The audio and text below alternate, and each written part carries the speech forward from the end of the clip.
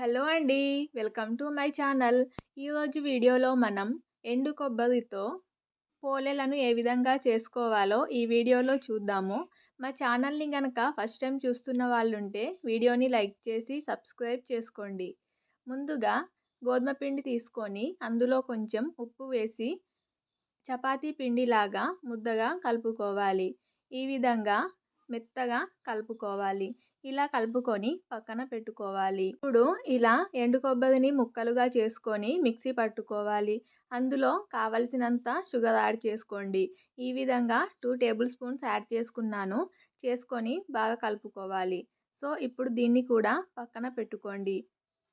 ముందుగా కలిపి పెట్టుకున్న చపాతీ పిండిని తీసుకొని ఈ విధంగా అందులో మధ్యలో కలిపి పెట్టుకున్న కొబ్బరి పొడిని అందులో మధ్యలో వేసి మొత్తం ప్యాక్ చేసుకోవాలి.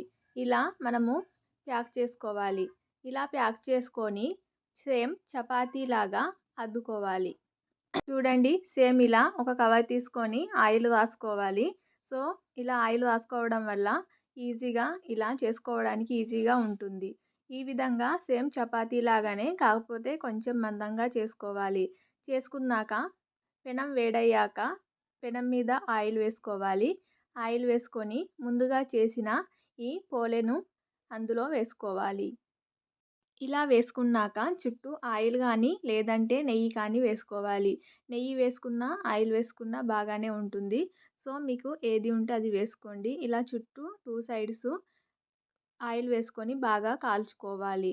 ఇంతే ఫ్రెండ్స్, ఎంతో టేస్టీగా ఉండే కొబ్బరి పోలేలు రెడీ. ఈ వీడియో మీకు నచ్చితే లైక్ చేసి సబ్స్క్రైబ్ చేసుకోండి.